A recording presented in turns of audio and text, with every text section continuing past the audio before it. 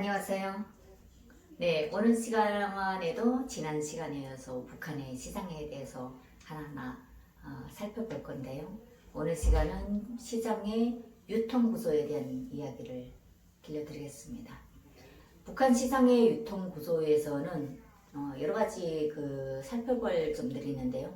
첫 번째로 이제 시장화 현상이 확산이 되면서 주민들의 의식에 어떤 변화가 왔는지, 그리고 시장에서 거래되는 물건들은 어떤 것들인지, 또 시장 상품들은 어떻게 조달이 되고 이 가격 책정은 어떻게 되는지, 다음으로 이제 장사 개념이 정돈이 되면서 시장이 어떻게 자리 잡혔는지에 대한 이야기가 되겠습니다.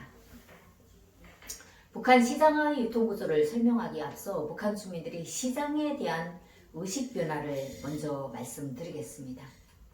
네, 북한 시장화 현상이 사실 시장화라고까지는 할 수는 없겠지만 북한 주민들의 의식에 변화가 있지 않았을까 하는 질문이 생기실 수 있는데요. 맞습니다. 시장화 현상이 확산이 되면서 북한 주민들의 장사 행위는 더욱 고급화고 분업화되고 있는 것으로 조사되고 있습니다. 2010년대에 들어서 단속이 이루어지지 않게 되면서 시장 규모가 확대되고 또 북한 전역은 정말 하나의 시장으로 이제 번져가고 있습니다. 시장 확산에 대한 주민들의 반응은 크게 두 가지로 이제 반영되고 있는데요. 첫 번째는 시장 단속을 하지 않으니까 정말 마음대로 이렇게 장사를 할 수 있어서 어느 정도 먹을 걱정이 없다는 것. 다음 두 번째로 지난 시기의 경제난을 시행착오로 이제 보고 경제난이 지속되는 것을 막기 위한 하나의 해결책으로 시장 통제를 사실상 수소방관하고 있는 것, 이게 두 번째 반응인데요. 결론적으로 두 반응 모두 주민들은 시장 통제가 이루어지지 않는 것에 대해 긍정적인 반응을 보이고 있다는 겁니다.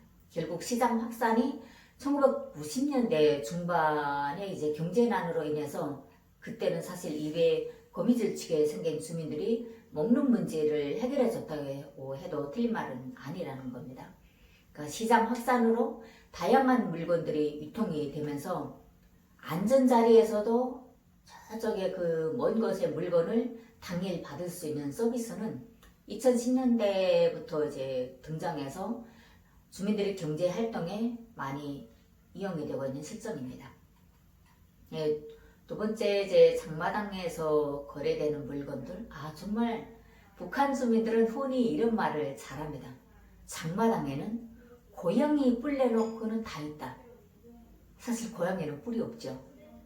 그렇기 때문에 다 있다는 거죠. 시장에 고양이 뿔 내놓고는 다 있다고 이렇게 말을 할 정도로 모든 필수품들이 다 있다는 거죠.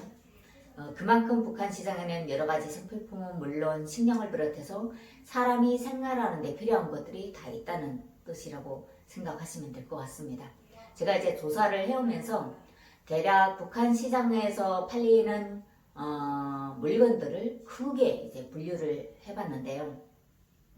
곡물류, 육류, 또 어류, 채소류, 그리고 과일류, 그 다음에 조미료, 음료가 있겠습니다. 그리고 또 주류도 있고 음식, 의류, 그 다음에 신발, 가구, 주방용품, 의약품, 학용품, 장식품, 담배류, 정말 그 품종들이 다양하게 있는데 매 품종에서도 수십 가지의 그런 품목들이 있습니다.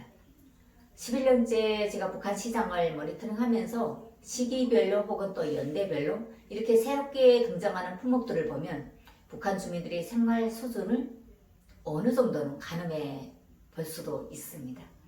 2000년대에는 대부분 생계와 연관된 그런 품종들이 또 대부분이었다면 2010년대에 들어서면서부터는 전기 제품, 이렇게 가전 생필품들이 증가했다는 그런 점을 알 수 있는데요. 저는 그런 점에서 북한 주민들의 그 생활 온도라고 할까요? 네, 온도가 올라가는 것을 이제 짐작해 보기도 합니다.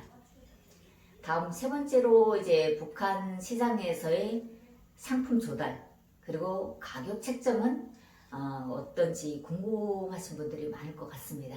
그러니까 시장에서 팔리는 상품들의 조달은 저번 시간에도 이제 잠깐 언급했던 달리기꾼들을 통해서 전국에 유통이 됩니다.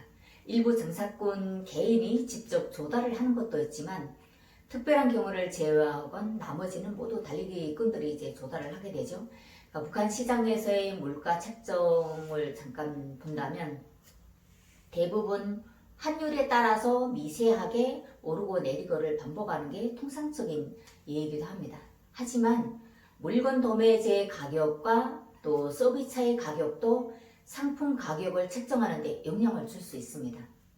예로 평성시장에서 4,000원을 하는 쌀을 해산시장에서도 4,000원에 판다면 쌀을 평성에서부터 양강도로 운반해오는 그런 달리기꾼들이나 이들의 이동에 함께한 서비스차의 운전자도 그 기간 동안의 노력의 대가는 챙길 수 없는 그런 상황이 될 거잖아요.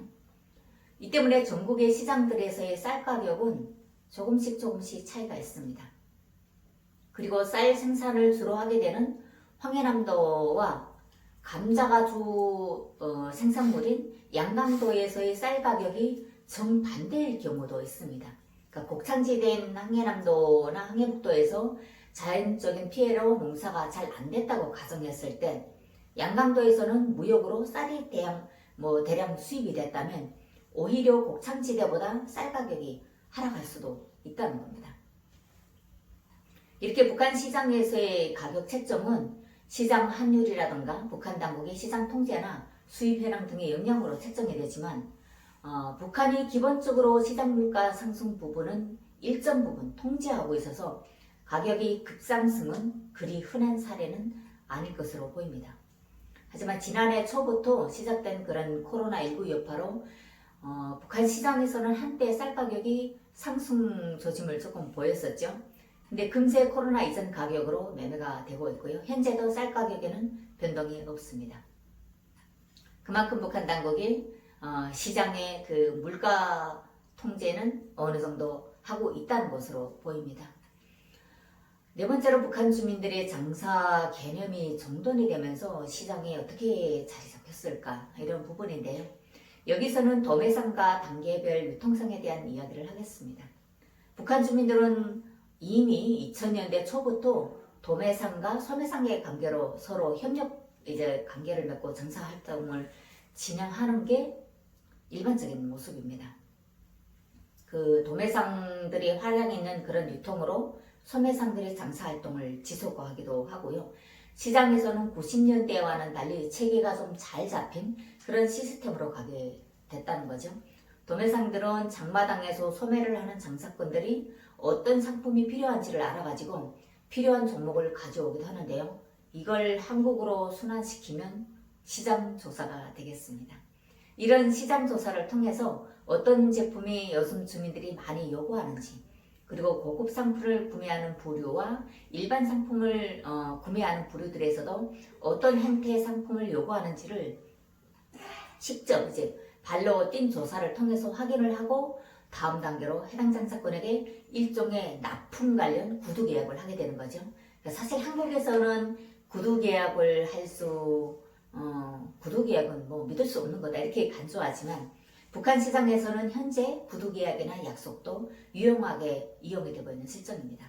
2000년대까지만 해도 휴대전화가 일반화되어 있지 않았기 때문에 일일이 발품을 팔 수밖에 없었는데요. 현재는 장사꾼들이 필수품으로 가지고 있는 그런 물건 중에 하나가 휴대전화이기 때문에 상품 도매에 대한 정보 습득도 한결 쉬워진 셈입니다. 북한 시장의 체계가 어느 정도 이렇게 자리 잡혔다고 하는 현재의 상황에서 제가 이제 탈북민으로서 바라는 점이 있다면 현재 북한 주민들이 만족도에는 어느 정도 미치는 그런 유통이나 시스템이 구축된 상태이긴 하지만 상품 유통의 현재도 일부는 개개인이 움직여야 한다는 그런 불편함이 아닐까 이런 생각을 합니다. 예를 들어 채소 장사 이런 사람들이 되겠죠. 네.